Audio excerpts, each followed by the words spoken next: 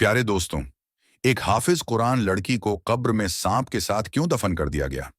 आखिर इस लड़की ने ऐसा कौन सा गुनाह किया था जिसकी इससे इतनी दर्दनाक अजाब नाजिल हुआ? आखिर यह हाफिज कुरान होकर भी कौन सी गलती कर रही थी? तो दोस्तों, इस गुनाह को जानने के लिए हमारे साथ आखिर तक जरूर रहिएगा, क्योंकि निहायत ही सबक अमोज और इबरतनाक वाकया है। अगर आपने हमारे चैनल अर्शी वॉइस को सब्सक्राइब नहीं किया, तो जल्दी सब्सक्राइब कर ले। तेज बारिश हो रही थी। अम्मा सकीना का हाथ पांव फूल रहे। उसने रो रो कर सारा मोहल्ला आसमान पर उठा रखा था। कहाँ गई? 6 बज चुके हैं। मगरिब का अंधेरा हर तरफ छा गया है। पता नहीं मेरी बेटी कहाँ होगी, क्या कर रही होगी। अम्मा सकीना हमारे घर में बैठी दुआएं कर रही थी। वह मुझे कह रही थी कि मैं इनके साथ चलकर इनकी बेटी को ढूंढूं, मगर इतनी तेज बारिश में मैं घर से नहीं निकल सकती थी।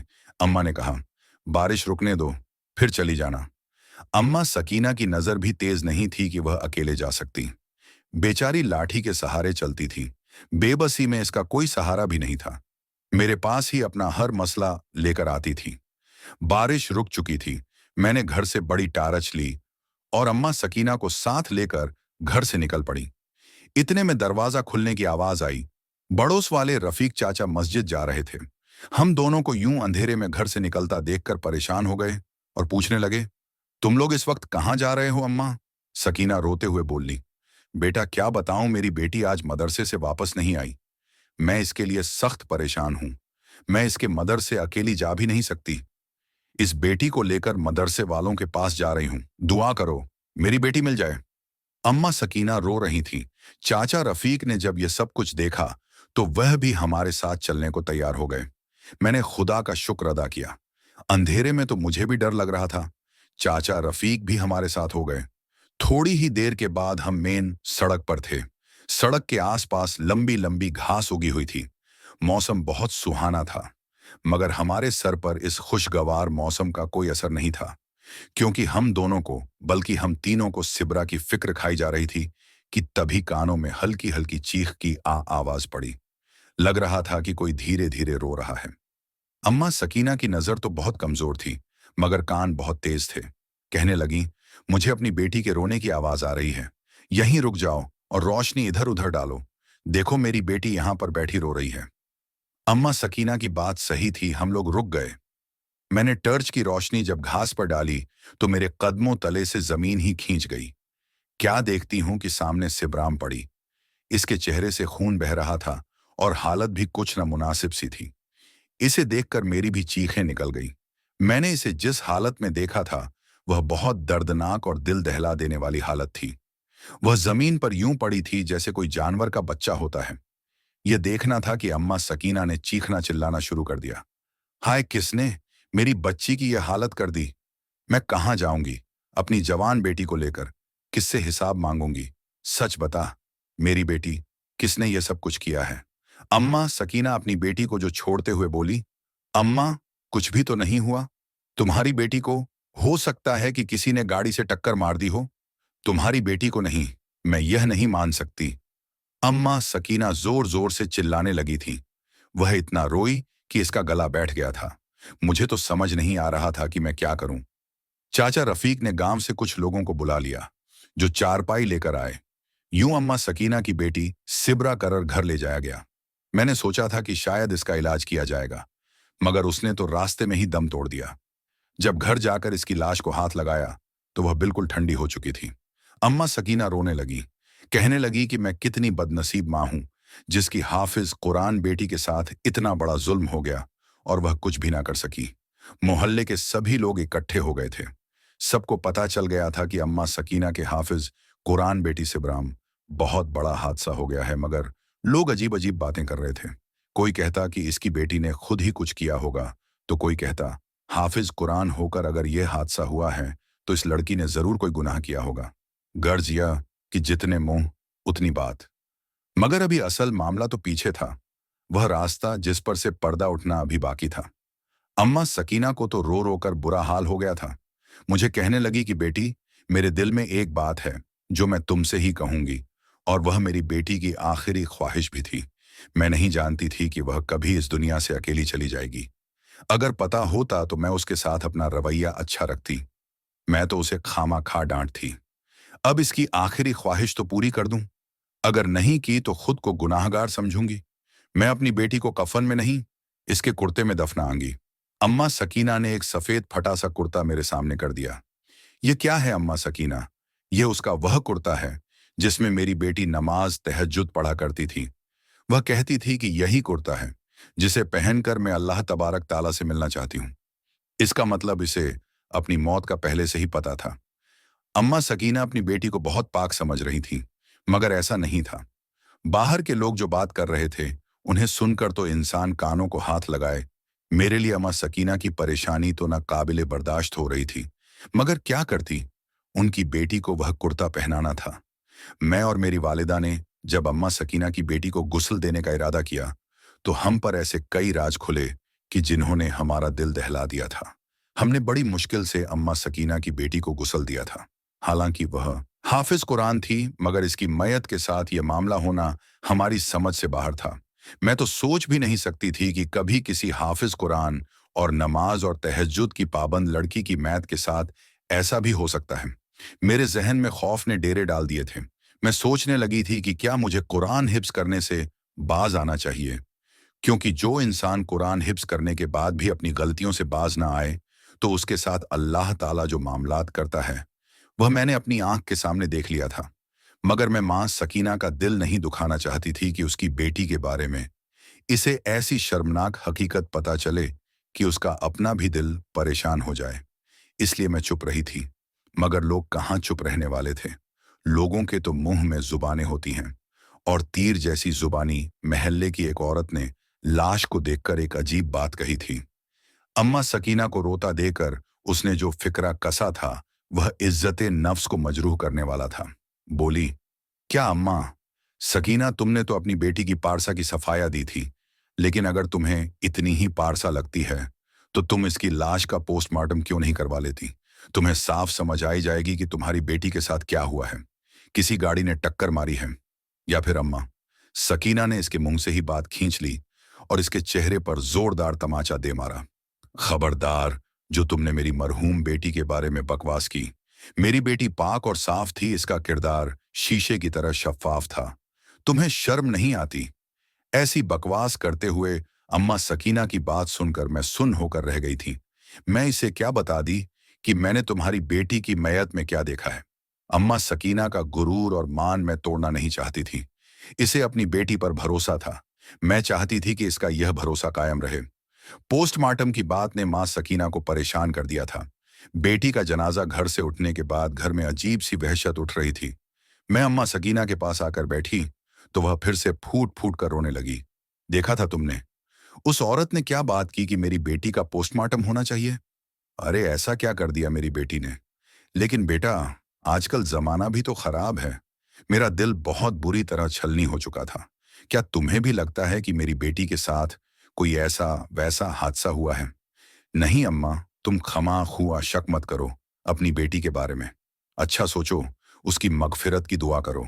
मैंने झूठे दिल से अम्मा सकीना को तसल्ली तो दे दी, मगर मैं ही जानती थी कि हकीकत क्या है। पर मुझे क्या पता था कि यह राज कभी भी छुप नहीं सकता, क्योंकि जब अम्मा सकीना की बेटी को कब्र के अंदर दफनाने लगे तो जो भी कब्र खोदते उसके अंदर सांप निकलता था। लोगों ने जैसे तैसे करके अम्मा सकीना की बेटी को उसी कब्र के अंदर ही दफना दिया जिसके अंदर सांप था, और उसको सांप के साथ ही दफन कर दिया। और मैं तो सोच भी नहीं सकती थी कि कब्र में दफनाने के बाद मां के साथ वह होगा जो आज तक किसी ने दुनिया में होते हुए नहीं देखा होगा। ना ही किसी की कब्र पर ऐसा कोई मंजर देखा गया जो कि सिबराम पर देखा जाने वाला था। मैयत को दफनाने के बाद सकीना बीवी बुरी तरह से बेच थी। कहने लगी, मेरा शौहर तो इस दुनिया से पहले ही चला गया, अब मेरी बेटी भी नहीं रही, मैं किसके पास जाऊंगी? सकीना बीवी फिर से रोने लगी। फिर कहने लगी कि मेरे साथ मेरी बेटी की कब्र पर चलो, मैं वहां जाकर अपने आंसू बहाना चाहती हूं। अम्मा सकीना, ये तुम क्या कह रही हो? रात का वक्त हो गया है, ऐसे वक्त में कब्रिस्तान ही जाती। मैंने इसे समझाना चाहा, मगर वह थी कि समझने से बाज नहीं आ रही थी। नहीं नहीं, मुझे जाना है। मैं अपनी बेटी की कब्र पर जाना चाहती हूँ। मैं उसे बातें करना चाहती हूँ। अम्मा सकीना बदजिद हो गई। मैंने वालिदा से इजाजत तलब की और अम्मा सकीना के साथ होली रात का अंधेरा हर तरफ फैल चुका था। अम्मा सकीना ने सफेद चादर अपने गिर्द लपेटी हुई थी। हम दोनों कब्रिस्तान की तरफ रवाना हो गए। हल्की हल्की ठंडी हवाएं थीं। अम्मा सकीना मुझसे बार बार अजीब अजीब सवाल करती। तुम्हें क्या लगता है बेटी, क्या मेरी बच्ची अल्लाह तबारक ताला के पास जाकर खुश होगी या फिर परेशान होगी? अम्मा सकीना के अजीबो-गरीब सवाल सुनकर मुझे इस पर तरस आ रहा था, मगर मैं यह नहीं जानती थी कि अभी इस पर एक और कयामत टूटने वाली है। अभी तो उसे अपनी बेटी के बारे में एक जड़ के बराबर भी कुछ नहीं मालूम था। 5 ही मिनट के बाद कब्रिस्तान आ गया। हम लोग जैसे ही कब्रिस्तान में दाखिल हुए तो हमें सामने ही सिबरा की कब्र नजर आई, मगर कब्र कुछ काली काली सी मालूम हो रही थी। अम्मा सकीना की हालत देखने वाली थी। टर्च की हल्की सब्ज रोशनी में मुझे कुछ सही नजर नहीं आ रहा था। तभी मुझे अपने पांव पर किसी नरम सी चीज का एहसास हुआ। मैंने टर्च करीब करके देखा तो मेरे दिल को जोरदार झटका लगा था। मेरे तो कदमों तले जमीन निकल गई थी। आधे हाथ जितना काला सांप मेरे स्लीपर के नीचे था। मैं तो सर से पांव तक पसीने से तर हो गई। मेरी टांगें कांपने लगी थीं। तभी आंखें अंधेरे के साथ मानूस हुईं तो मैंने वह मंजर देखा। इसका खौफ आज भी मेरे दिल में बाकी है। सिरा की कब्र के इर्द गिर्द काले और लंबे सांपों ने हिसार बना रखा था। एक सांप मेरे कदमों के नीचे भी था। यह सांप सिरा की कब्र से काफी फासले पर था। शायद हमें इस बात से खबरदार कर रहा था कि आगे मत बढ़ना, वरना तुम्हारा नुकसान होगा। अम्मा सकीना की तो नजर कमजोर थी।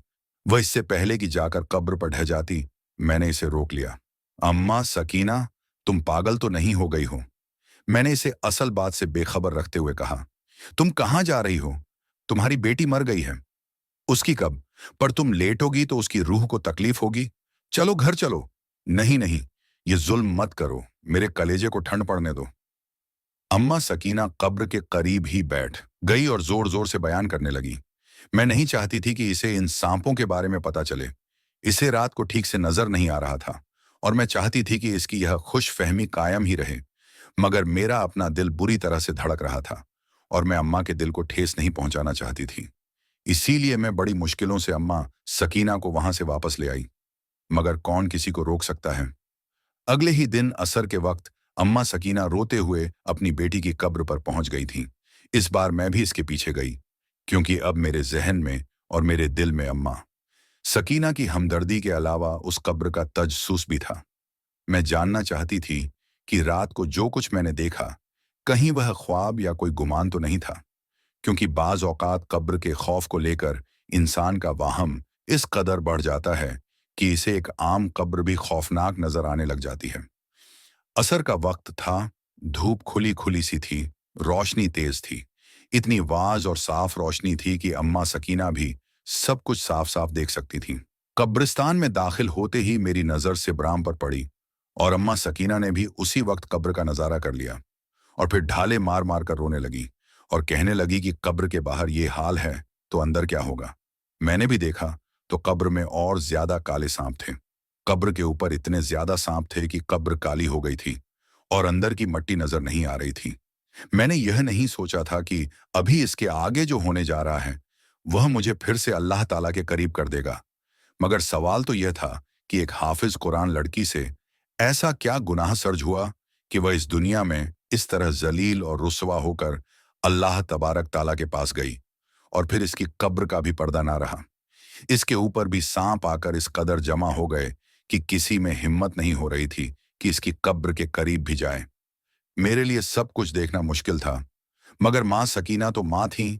लोगों की तरह बातें करने की बजाय वह अपनी बेटी के बारे में परेशान हो गई। कहने लगी, मैं आलिम साहब के पास जाऊंगी, उनसे पूछूंगी कि मैं अपनी बेटी के लिए ऐसा क्या करूं कि उस पर से अजाब कम हो जाए। काश मुझे कोई बता दे कि मेरी बेटी ने ऐसा क्या गुनाह किया था। अम्मा सकीना रोते पीटते मस्जिद में गई। उसने अपने घर से जितना राशन था निकाल दिया। इससे खाना पकाया और गरीबों को खिलाया। अल्लाह ताला से दुआ की कि मेरी बेटी पर से अजाब खत्म हो जाए। लेकिन ऐसा नहीं हुआ था।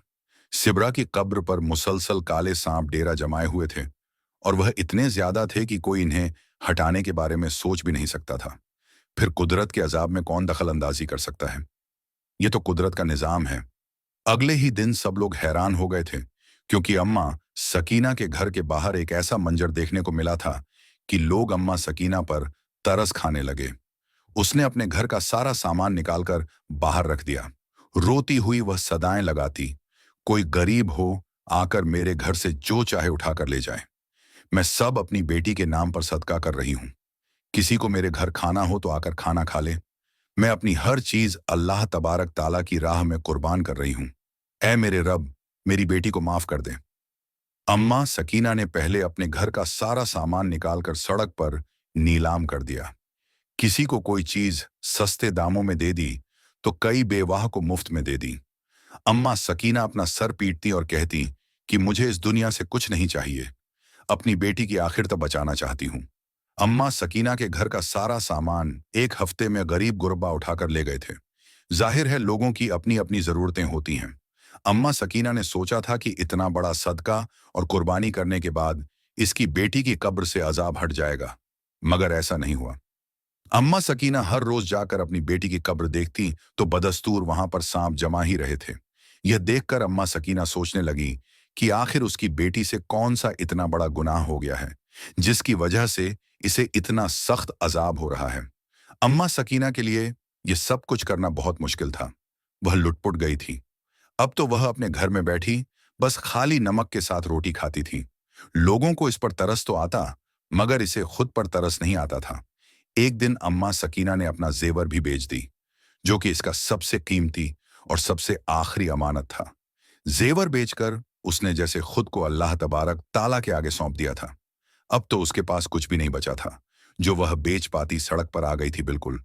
मगर इसके बावजूद भी आपको यह जानकर हैरान होगी कि सिबराम से ना ही सांप हटे और ना ही अम्मा सकीना को सुकून आया। तंग आकर अम्मा सकीना नमाज के लिए बैठ गई। मुसल्ले पर बैठी, ना खाती ना पीती, बस अल्लाह तबारक ताला के सामने रोती रहती और सुबह शाम जो भी गुजरता उसे आवाज देकर कहती, मेरी बेटी के लिए दुआ करो, इसका अजाब कम हो जाए। अम्मा सकीना तो सुख कर टा हो गई थी, मगर उसे अपनी बेटी का गुनाह समझ नहीं आ रहा कि तभी एक दिन एक लड़की मेरे पास आई। उसने मुझसे कहा कि सिरा नामी लड़की से मिलना चाहती हूं। मैंने उसे सारी बात बता दी तो उसके चेहरे का रंग उठ गया। कहने लगी, मुझे फौरन सिब्रा की मां के पास ले चलो। मैं उसे लेकर फौरन अम्मा सकीना के पास आई तो उसने अम्मा सकीना से कहा कि मैं तुम्हें तुम्हारी बेटी की सारी हकीकत भी बताऊंगी, लेकिन सबसे पहले तुम मुझे इसके कमरे में ले चले। अम्मा सकीना यह सुनना था कि वह उसे फौरन अपनी बेटी के कमरे में ले गई। सिब्रा के कमरे में जाते ही उस लड़की ने उसका कमरा उल्ट पलट कर दिया। कुछ ना मिला तो उसका बिस्तर उल्ट दिया। नीचे रखे मोबाइल फोन ने अम्मा सकीना को भी हैरान कर दिया था। यह तो एक स्मार्टफोन था। लड़की ने स्मार्टफोन लेकर खोला तो इसका मवाद देकर हम लोग भी हैरान रह गए थे। कोई सोच भी नहीं सकता था कि अम्मा सकीना की बेटी ऐसी निकलेगी। चंद पैसे कमाने की खातिर अपने लिए जहन्नम खरीदने चल पड़ेगी। मगर अल्लाह तबारक ताला तो 70 माओं से ज्यादा मोहब्बत करने वाला है। उस लड़की ने बता दिया कि सिब्रा सिर्फ खुद ही नहीं बुरी चीजें देखती थी, बल्कि वह लोगों में भी बुराई फैलाती थी। उसने अगरचे खुद को तो इस्तेमाल नहीं किया, मगर इधर उधर ऐसा गंदी वीडियो दूसरों को दिखाकर अपने लिए कब्र में अजाब खरीद लिया। यह सिब्रा की खुशकिस्मत थी कि उसके मोबाइल पर किसी किस्म का कोट नहीं था, क्योंकि उसकी मां को नजर नहीं आता था, तो उसे कोट लगाने की जरूरत महसूस ना हुई। यूं ही मां से छुपकर मोबाइल इस्तेमाल करती रही। इस तरह उस लड़की ने सिबरेट कर दी। चुनांचे सिबराम से सांप हट गई। उसकी मां के दिल को भी करार आ गया। प्यारे दोस्तों, अब आप सोचेंगे कि आखिर इसमें क्या मसलत है। यकीन मानिए, अगर अल्लाह तबारक ताला ने सिबराम ना किया होता तो उस लड़की को मां के घर ना भेजता। यह तो सिबराहों को माफ करवाने का एक बहाना था। बस यही वह दिन था जब मैंने कुरान पाक से अपना रिश्ता फिर से इस्तकबार कर लिया, क्योंकि मैं समझ गई थी कि हाफिज कुरान कभी भी अल्लाह तबारक ताला के कहर में नहीं आ सकता। अल्लाह तबारक ताला उसे अपने कहर से बचाने के लिए कोई ना कोई रास्ता निकाल ही देता है। और वैसे भी उसकी मां ने बहुत सारी दुआएं की थी और अल्लाह तबारक ताला की राह में सदका और खैरात किए थे, क्योंकि सदका बलाओं को टाल देता है और मुसीबतों को दूर करता है। इस वजह से अल्लाह ताला ने मां की दुआओं और सदके की वजह से उसकी कब्र से अजाब को टाल दिया था। प्यारे दोस्तों, हाफिज कुरान हो या फिर आलिम दीन हो, अगर वह अपनी जिंदगी अल्लाह ताला और रसूल अकरम सल्लल्लाहु वसल्लम के अकामा के मुताबिक गुजारता है, तभी दुनिया और आखिरत में वह कामयाब होता है प्यारे दोस्तों, इसलिए कब्र का अजब और आखिरत को याद करके अपना जिंदगी गुजारें।